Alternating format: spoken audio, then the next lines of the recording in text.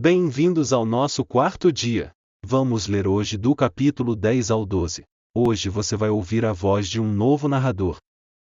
Mateus, capítulo 10. Assim que acabou de orar, a oração foi respondida. Jesus chamou 12 de seus seguidores e enviou-os a colher nos campos. Deu a eles a capacidade de expulsar espíritos malignos e dar carinhosa atenção aos sofredores. Esta é a lista dos 12 que ele enviou. Simão, também chamado Pedro, ou a Rocha. André, irmão dele. Tiago, filho de Zebedeu, João, irmão dele. Filipe, Bartolomeu, Tomé, Mateus, o cobrador de impostos, Tiago, filho de Alfeu, Tadeu, Simão, o Zelote, Judas Iscariotes, que o traiu. Jesus enviou os 12 trabalhadores com esta responsabilidade. Para converter quem não crê, não comecem viajando para longe. Não tentem ser dramáticos, travando batalhas contra algum inimigo público.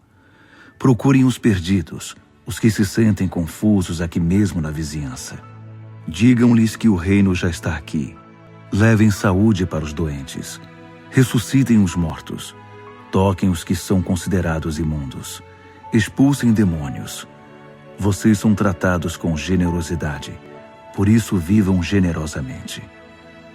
Não pensem que será preciso iniciar uma campanha para levantar fundos antes de começar. Não será necessário muito equipamento.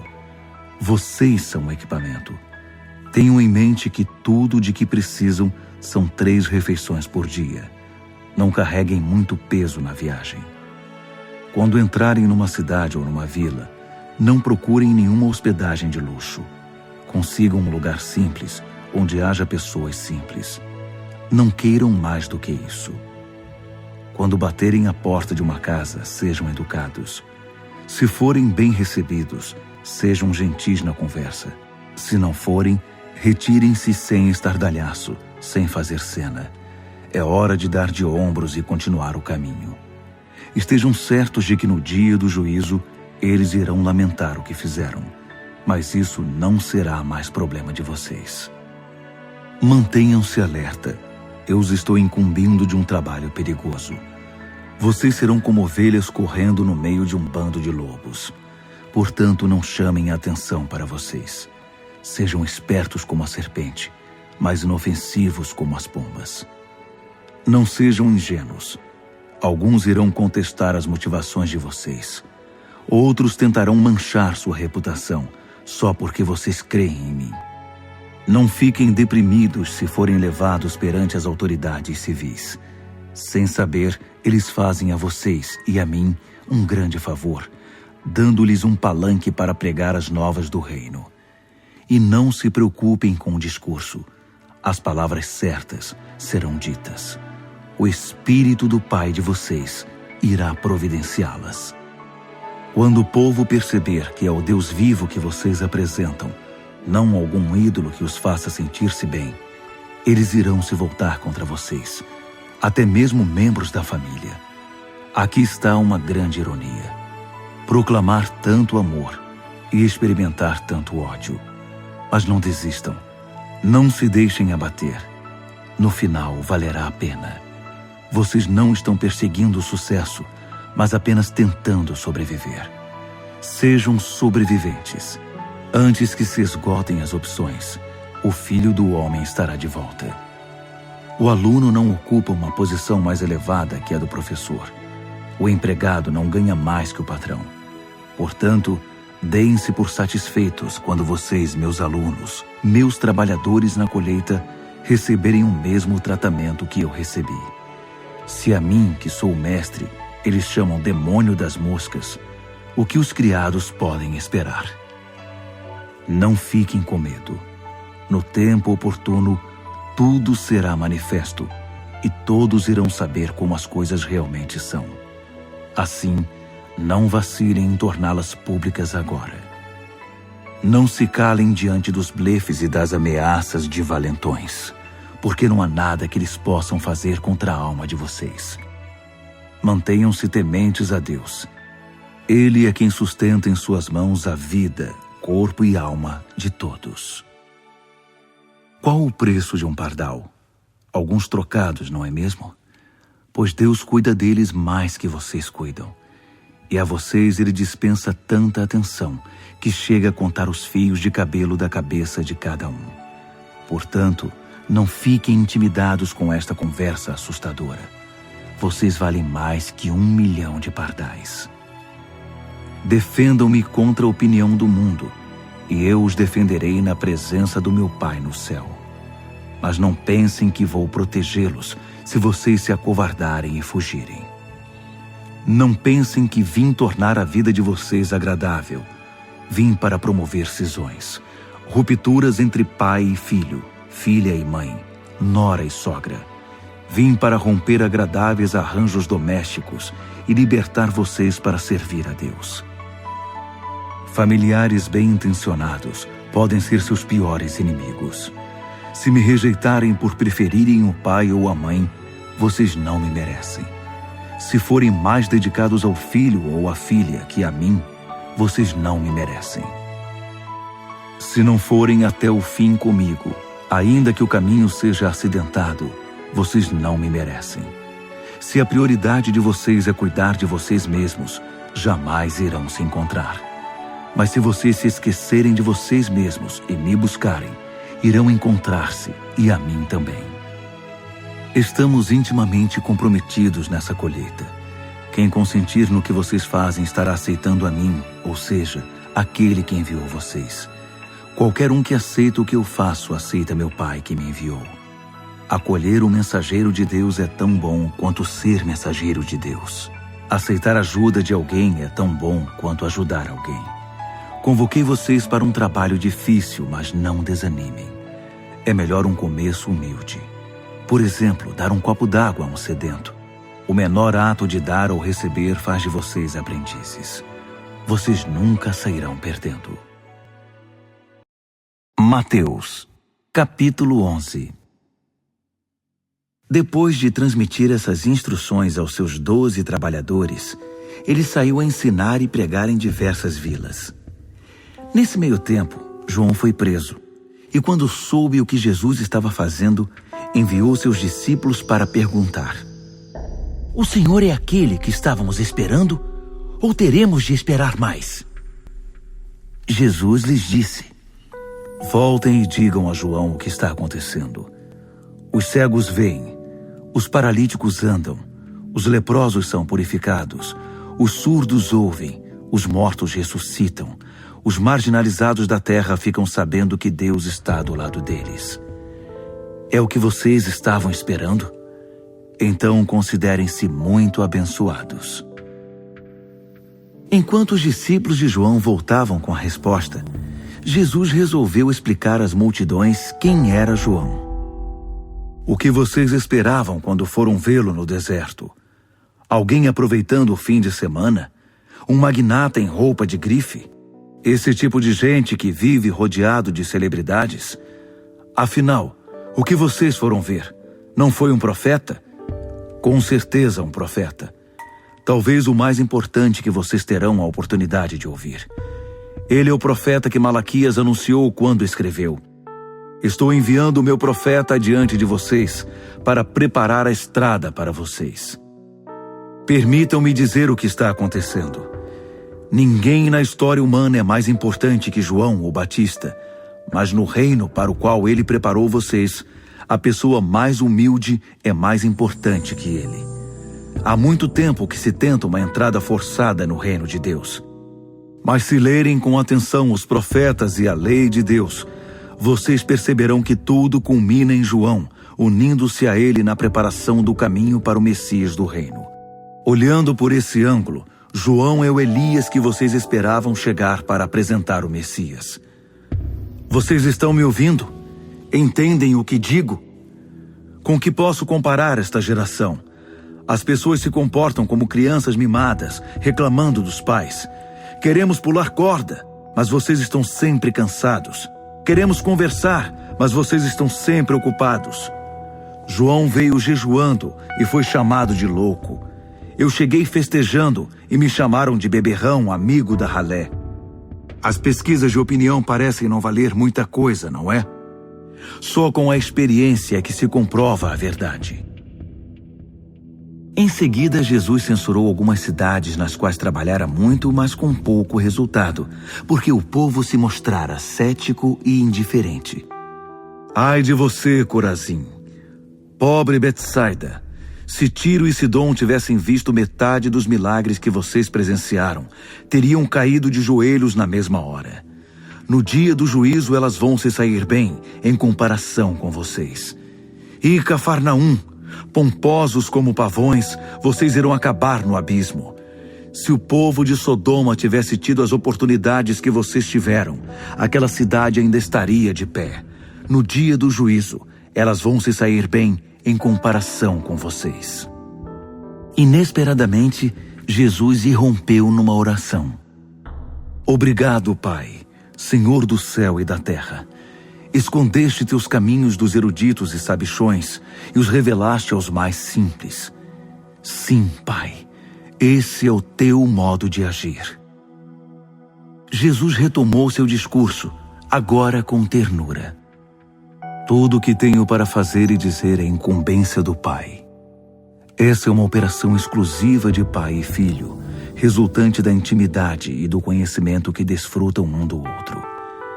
Ninguém conhece o filho como o pai o conhece, nem o pai como o filho o conhece. Mas não estou guardando isso para mim. Estou pronto a revelar todos os detalhes a qualquer um que deseje ouvir. Vocês estão cansados, enfastiados de religião? Venham a mim. Andem comigo e irão recuperar a vida. Vou ensiná-los a ter descanso verdadeiro. Caminhem e trabalhem comigo. Observem como eu faço. Aprendam os ritmos livres da graça. Não vou impor a vocês nada que seja muito pesado ou complicado demais. Sejam meus companheiros e aprenderão a viver com liberdade e leveza. Mateus, capítulo 12. Num sábado, Jesus e os discípulos atravessavam uma plantação de cereal famintos. Os discípulos descascaram algumas espigas e comeram. Alguns fariseus disseram a Jesus: "Seus discípulos estão quebrando as regras do sábado." Jesus reagiu: "É mesmo? Vocês nunca leram o que Davi e seus companheiros fizeram quando estavam com fome? Ele entrou no santuário e comeu pão fresco do altar que ninguém podia comer, senão os sacerdotes. Também nunca leram na lei de Deus que os sacerdotes, cumprindo seus deveres no templo, quebravam as regras do sábado o tempo inteiro e não eram condenados por isso? Na lei do sábado há muito mais que religião. Se vocês tivessem a menor ideia do significado daquela passagem da Escritura que diz: "Desejo um coração sensível, não um ritual inflexível", vocês não seriam críticos de detalhes. O Filho do Homem não é escravo do sábado, é o Senhor dele. Depois de passar pela plantação, Jesus entrou na sinagoga. Estava ali um homem que tinha uma das mãos aleijada. Alguns dos presentes, com a intenção de acusar Jesus, perguntaram: "É permitido curar no sábado?" Ele respondeu: "Existe alguém aqui que, se encontrar no sábado um cordeiro seu caído numa ribanceira, não irá tirá-lo de lá? A bondade para com as pessoas é tão conforme a lei quanto a bondade para com os animais." Então ele disse ao homem: "Estenda a mão." Ele obedeceu e foi curado. Os fariseus saíram furiosos, discutindo como acabar com Jesus. Sabendo que corria perigo, Jesus deixou a sinagoga, mas um grupo o seguiu e ele curou todos eles. Aconselhou-os, entretanto, a manter as curas em segredo, de acordo com as orientações de Isaías. "Observem bem meu servo, meu escolhido. Eu amo muito e tenho muita alegria nele. Meu espírito nele está. Ele decretará justiça às nações. Mas ele não gritará, não levantará a voz, não haverá comoção nas ruas. Ele não desrespeitará os sentimentos de ninguém, nem o deixará de lado. Antes que você perceba, a justiça triunfará. O simples som do seu nome infundirá esperança, mesmo entre os que vivem longe e não creem. Logo depois, um pobre coitado, afligido por demônios, cego e surdo, foi trazido à presença dele. Jesus o curou, dando-lhe visão e audição. O povo que viu isso ficou impressionado. "Esse tem de ser o filho de Davi", diziam. Já os fariseus, quando souberam do acontecido, reagiram com ceticismo. "É magia negra", disseram. "Ele tirou algum truque diabólico da manga." Jesus contestou a calúnia. Um juiz que emite vereditos opostos sobre a mesma pessoa cai em contradição. Uma família que vive brigando se desintegrará. Se Satanás expulsa Satanás, não irá se destruir? Se vocês me caluniam afirmando que sou um demônio que expulsa demônios, a mesma calúnia não se aplica aos exorcistas de vocês? Mas se é pelo poder de Deus que expulso demônios, então com certeza o reino de Deus está aqui. Acham que é possível, em plena luz do dia, entrar na casa de um homem forte e acordado e roubar seus bens sem amarrá-lo primeiro? Amarre-no, e então poderão roubá-lo. Isso é guerra e não há território neutro. Se vocês não estão do meu lado, são meus inimigos. Se não ajudam, estão atrapalhando. Não há nada dito ou feito que não possa ser perdoado. Mas se vocês persistirem nas calúnias contra o Espírito Santo de Deus, estarão deliberadamente rejeitando aquele que perdoa. Se rejeitarem o Filho do Homem por algum juízo equivocado, poderão ser perdoados. Mas se rejeitarem o Espírito Santo, estarão rompendo relações com aquele que os sustenta. Se vocês crescerem como uma árvore saudável, irão produzir frutos saudáveis. Mas se a árvore for doente, os frutos serão podres. Os frutos nos revelam a verdade sobre a árvore. A mente de vocês parece um ninho de cobras. Como dar crédito ao que dizem, já que são tão tolos? É o coração, não o dicionário, que dá significado às palavras. A pessoa de bem produz boas obras e boas palavras todo o tempo, mas a pessoa má é como praga no pomar. Permitam-me dizer uma coisa. Cada uma dessas palavras impensadas voltará para assombrá-los. A hora da prestação de contas vai chegar. As palavras são poderosas. Levem-nas a sério. Elas podem ser a sua salvação, mas também podem condená-los. Mais tarde, alguns líderes religiosos e fariseus interpelaram Jesus. "Mestre, queremos ver suas credenciais, uma prova conclusiva de que Deus está com você. Que tal um milagre?" Jesus respondeu: "Vocês procuram uma prova, mas estão procurando o tipo errado de prova. Tudo o que querem é algo para satisfazer a curiosidade e o desejo de ver milagres. A única evidência que terão é a que se parece com uma total ausência de provas, o sinal de Jonas. Assim como Jonas ficou 3 dias e 3 noites no ventre do peixe, o Filho do Homem, por 3 dias e 3 noites, será posto numa cova profunda. No dia do juízo, os ninivitas se levantarão e apresentarão a prova que condenará esta geração, porque quando Jonas pregou em Nínive, eles mudaram de vida. Aqui está um pregador mais importante que Jonas, e vocês querem provas. No dia do juízo, a rainha de Sabá virá de longe e apresentará uma prova que condenará esta geração, porque ela viajou de uma região remota da terra para ouvir o sábio Salomão. E diante de vocês está a sabedoria maior que a de Salomão, mas vocês se preocupam com provas. Quando é expulso de alguém, o espírito maligno vagueia pelo deserto procurando um oásis, uma alma distraída que possa atormentar. Se não encontra nada, diz consigo mesmo: vou retornar para minha antiga casa. Quando retorna, encontra a pessoa limpa, porém vazia. Então o espírito reúne outros 7 espíritos ainda piores, e todos se instalam ali. O estado da pessoa agora é pior do que antes. É assim que esta geração se parece. Vocês pensam que por remover o lixo de sua vida estão prontos para Deus. Mas como não foram receptivos à mensagem do reino que eu prego, os demônios estão voltando. Ele ainda falava à multidão quando sua mãe e seus irmãos apareceram. Eles estavam do lado de fora tentando mandar-lhe um recado. Foi quando alguém informou: "Sua mãe e seus irmãos estão aqui! Querem falar com o senhor!" Jesus não deu uma resposta direta, mas perguntou: "Quem vocês acham que são minha mãe e meus irmãos?" Ele então apontou para seus discípulos: "Olhem bem, estes são minha mãe e meus irmãos. Mas vale a obediência que laços de sangue. Quem faz a vontade de meu Pai Celestial é meu irmão, irmã e mãe." Encerramos aqui nossa leitura de hoje. Obrigado por ficar até o final.